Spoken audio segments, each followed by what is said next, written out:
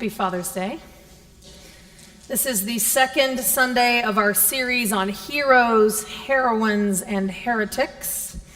And I have chosen Jane Addams, a woman whose life has greatly influenced me and my ministry. Jane spoke from many Unitarian pulpits and frequented the homes of prominent and influential Unitarians of her day. She is a heroine for certain in her work, building community across divisions of race, ethnicity, education, and class, known most commonly as the mother of social work. And she is also somewhat a heretic of her time. Another reason that I chose Jane Addams is because today is Father's Day. And what you may not know is that Jane Addams was central in drawing attention to Father's Day nationally. After Mrs. Bruce Dodd successfully launched the idea in Washington State in 1910, Dodd came to the Art Institute in Chicago, where Dodd's idea of a Father's Day and Jane Addams crossed paths. Jane Addams had a very close bond with her father, and she used her prestige at the time to promote Father's Day in Chicago in 1911, and it took hold, then being duplicated in cities across the nation. So we can thank her for this indeed blessed day. This morning, I'd like to offer you a glimpse of Jane Addams, that she might inspire us to be of use in this world. It is not a traditional heroine story. It is a story of persistence and resilience and cooperation. Laura Jane Addams was born in Cedarville, Illinois in 1860, the 8th of 9 children, of which only 5, including herself, lived beyond their second year. At the time of her birth, she had 3 older siblings, Mary, Martha, and Alice, and 1 brother, Weber. Since her parents were evangelical Christians, Jane was not christened. She was expected to have a conversion experience and make that choice on her own. Jane's mother, who was left often to run the business and the family mill while Jane's father was away, spent much of her time also caring for the less fortunate in their town. On one occasion, pregnant with her 9th child, she traveled to assist with the delivery of the wagon maker's child on the far edge of town. The exertion took its toll on Jane's mother, and when the doctor finally arrived to deliver the baby, Sarah collapsed and had to be carried home. Her mother, then only 45 and 7 months pregnant, died from internal bleeding caused by the fall, and the baby that she was carrying died as well. But Jane's mother's legacy of duty to one's neighbor would not be lost on Jane. Jane's father was left to raise the family. Jane idolized her father. When she was just 4 years old, Jane contracted tuberculosis, which caused a curvature in her spine and lifelong health problems. And this made it complicated as a child for her to function with the other children, considering that she had a limp and she could not run as well. So she spent a lot of time around her father and the company that he kept. As a child, Jane believed that she was ugly, and later remembered wanting to not embarrass her father when he was dressed in his Sunday best by walking with him down the street. And so she asked to walk several steps behind. Can you imagine? Jane's father was John Huey Addams, a prosperous businessman and local political leader. He was an agricultural businessman with large timber, cattle, and agricultural holdings, flour and timber mills, and a woolen factory. He was the president of the Second National Bank of Freeport, served for 16 years as a state senator, and fought as an officer in the Civil War. Jane's father was a friend of Abraham Lincoln, who would address his letters to her father, "My dear double-D'd Addams." So from early on in her life, although blessed financially, Jane was immersed in loss, in personal struggle, in volunteerism, and in politics for almost since her life began. Much later, Jane would write, "In his own way, each man must struggle lest the normal law become a far-off abstraction, utterly separated from his active life. You see, Jane believed that when we hid ourselves from the pain and suffering in this world, we did ourselves a disservice, as well as those with whom we could share our strength. Jane's loss continued in her early teens. In 1867, her sister Martha died of typhoid at just 16 years of age. Jane's health was in no way a guarantee and not to be taken for granted. So she understood that when the gift of life and health was given, she had a duty to spend it wisely. The following year, Jane's father remarried to a widow, Anna Hofstadter Haldeman. With a love of culture, she was actually Jane's sister Martha's piano teacher. Anna's older son, Harry, from a previous marriage, who was just 20, lived in Freeport and studied medicine with a local doctor. But Anna's younger son, George, who was 7 at the time, moved in with Jane's family and became a playmate for Jane, who was just 8. Before graduating from high school, Adams' brother, Weber, suffered a psychotic break, likely schizophrenia. Jane would struggle off and on with her own depression throughout her life as well, and yet saw periods of light and clarity as gifts to be shared.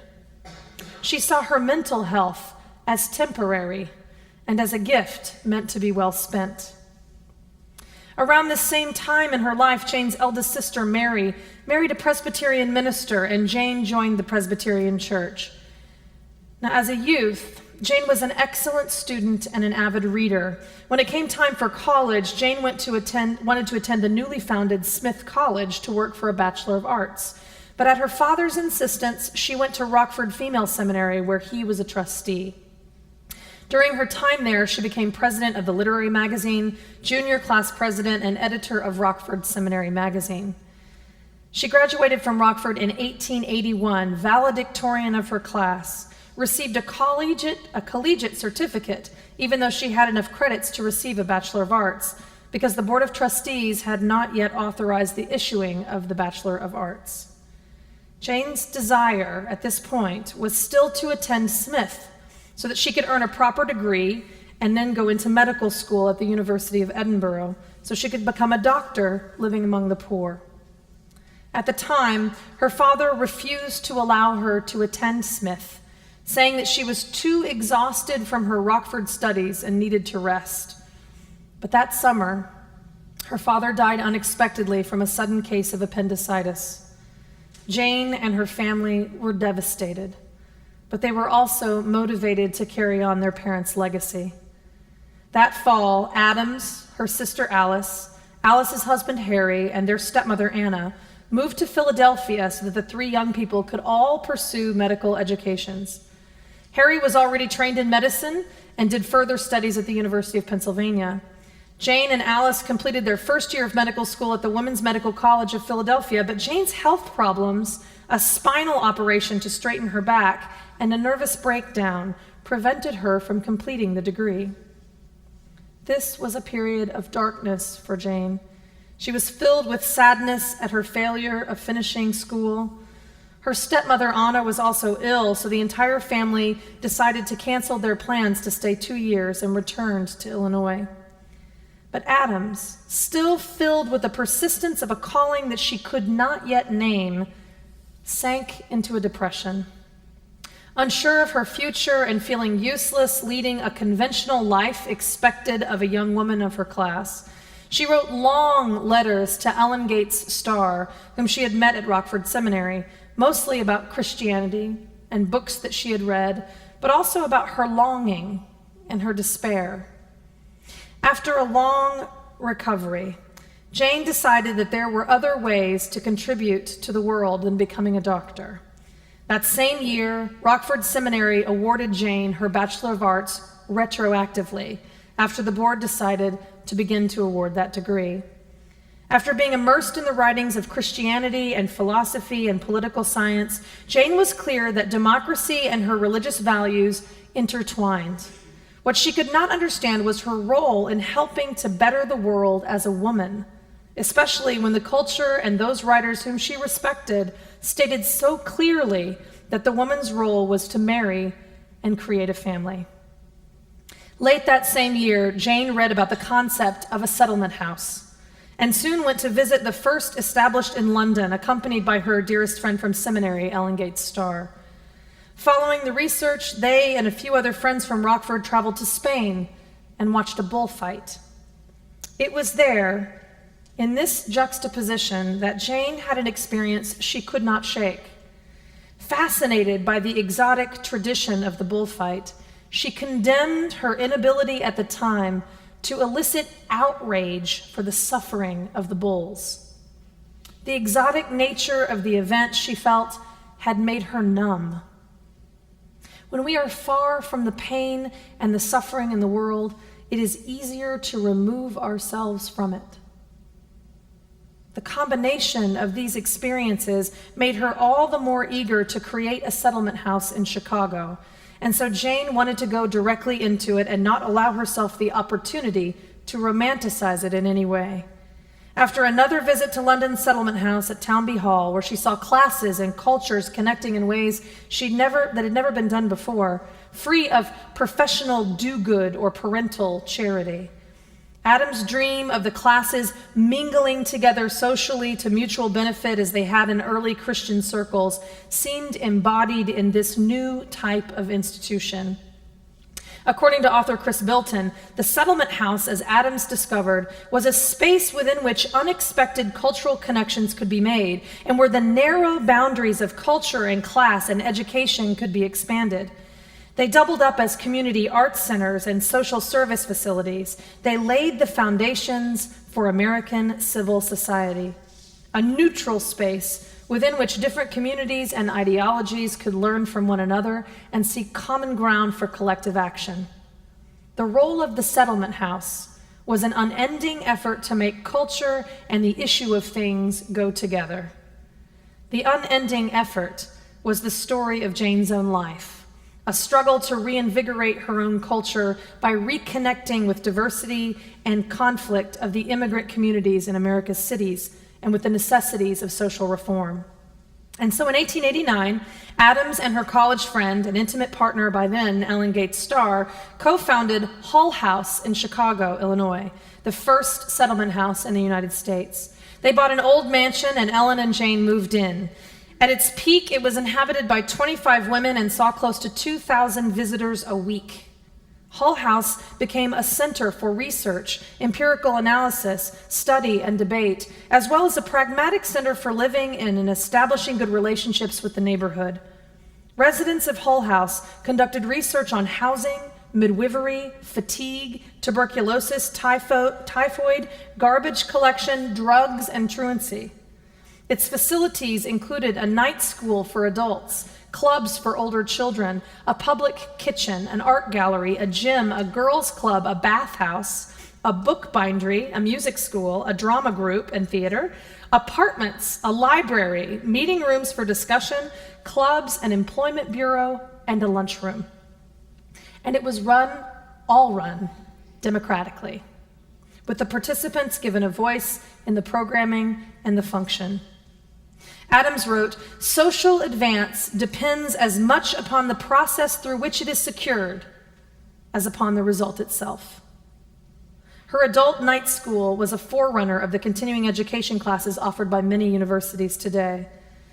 In addition to making available social services and cultural events for the largely immigrant population of the neighborhood, Hull House afforded an opportunity for young social workers to acquire training. Eventually, Hull House became a 13-building settlement complex, which included a playground and a summer camp. According to Karen Schaefer Lundblad, the art program was especially important to Jane and allowed her to challenge the system of industrialized education, which fitted the individual to a specific job or position. She hoped for the house to provide space, time, and tools for all present to think independently.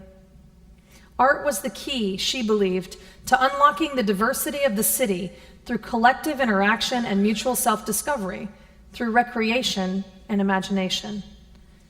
Art was integral to her vision of community, disrupting fixed ideas and stimulating the diversity and interaction on which a healthy society depends.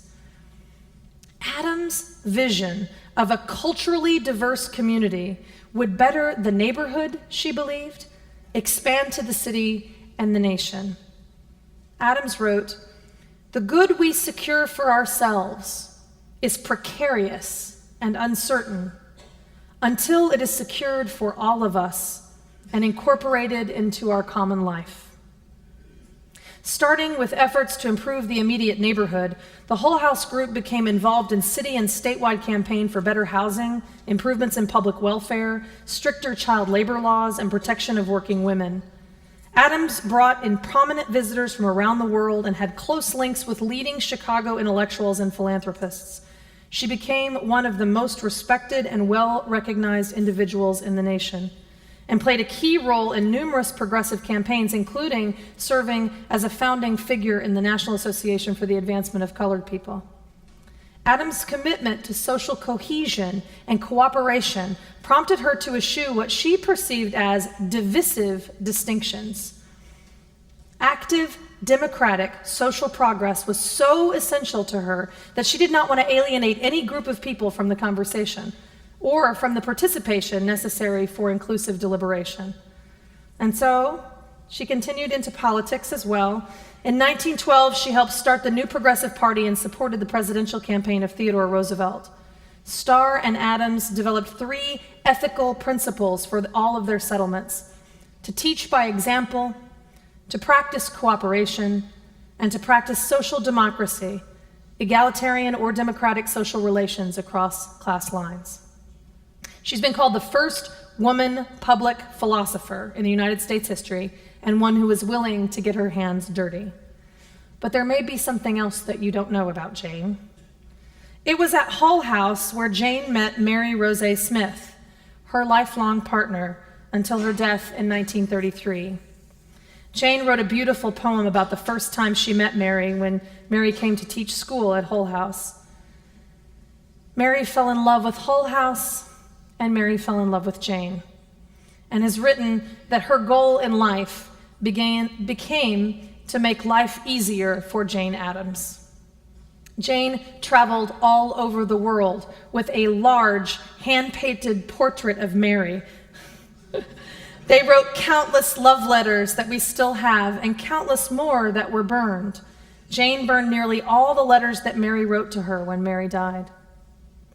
It was at a time when Freud's interpretation of homosexuality was gaining popularity, according to Jane's biographer, Guyot de Berthaud. Although they spoke of their love for each other to one another and considered themselves married, co-owned a home, and spoke about a potential joint adoption of a child together, historians still argue about whether or not it is appropriate to count her among the LGBT community.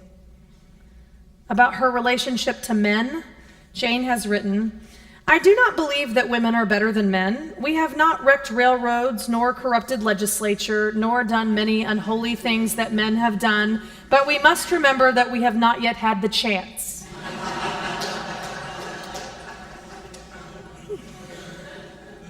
Although Jane remained a member of the Presbyterian Church, she regularly attended a Unitarian Church and Ethical Society in Chicago, and at one point, she was appointed the interim lecturer at the Ethical Society.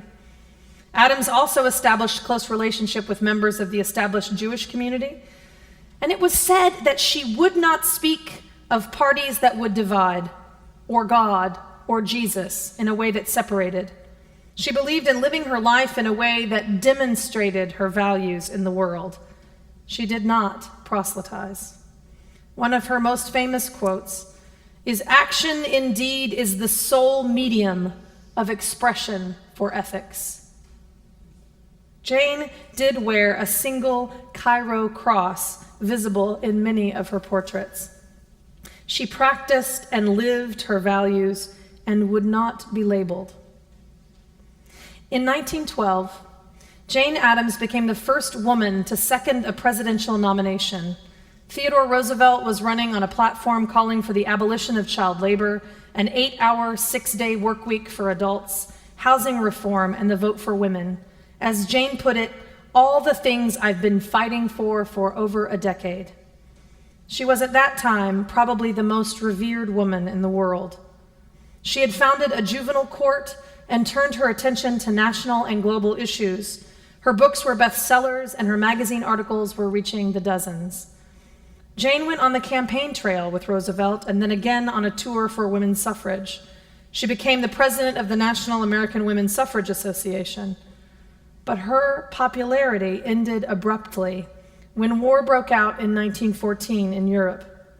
Jane was elected chairman of the Women's Peace Party, an international group of women against the war.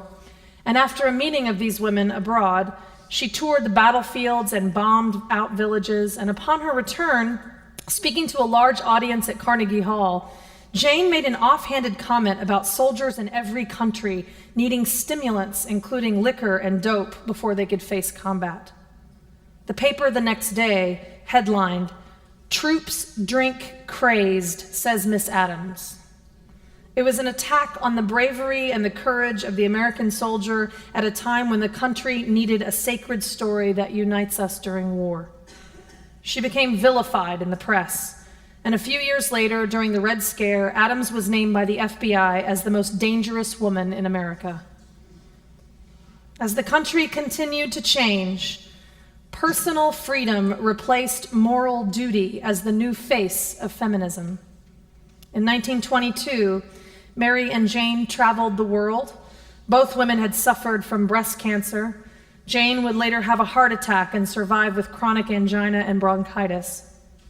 During the Depression, Jane's unending commitment to the unfortunate made her once again an admired figure. Although donations for Hull House waned because of the economy and because settlement work was no longer fashionable. The ambitious young women who had been serving there for several generations were now more likely to move to Paris or Greenwich Village than the inner city of Chicago. Hull House began to be staffed by professional social workers. Over the years, Jane wrote speeches, a dozen books, and over 500 articles. But in my research, I came across a book written by Jane that I had not heard of from my previous studies. It's called The Excellent Becomes the Permanent. It's a collection of eulogies and dedications. The entire text can actually be found online. Within it is an organ dedication for Hull House, dedicated in the name of Mary Rosé Smith, her partner's mother, Sarah. In it, Addams writes, "Let us hope that this organ shall in some measure contribute to the process of fusing our divergent past and unifying our aspirations for all of that which is to come. That men who could not be brought to sit side by side in one another's churches would sit side by side in this room, listening to its message concerning that which binds us into an indissoluble brotherhood. As we all stand equal in the shadow of the grave, wherein no man calls his brother Lord or Master, so in the enveloping music of this noble instrument, which has come to us through those whose lives have been so lately darkened by that shadow, whose hearts are yet tender with the pain of parting, may we realize that equality which we attain only when we are lifted up together above our petty differences into an encompassing sense of unity." In 1931, Jane was diagnosed with ovarian cancer and was too sick to travel to Oslo to receive the first Nobel Peace Prize awarded to a woman. By 1933, both Mary and Jane had continued to decline in health, and Mary died of pneumonia at home with Jane. That day, Jane wrote in her diary, "I suppose I could have willed my heart to stop beating too, and I longed to relax into doing that. But the thought of what Mary had been to me for so long kept me from being cowardly." Jane lived for another year, long enough to complete her last book called My Friend Julia Lathrop. And Jane died following complications to surgery for a recurrence of her cancer. She was buried in the family plot alongside her parents and her 8 siblings. At the service, a group of children sang America the Beautiful. And as her casket entered the ground, the children's voices ended the song, "And crown thy good with brotherhood from sea to shining sea. And indeed, she did. Jane Addams, heroine and heretic, is no longer where she was before. She is now wherever we are. May we do what we can to use what we have been given to increase the brotherhood of man and woman. Amen.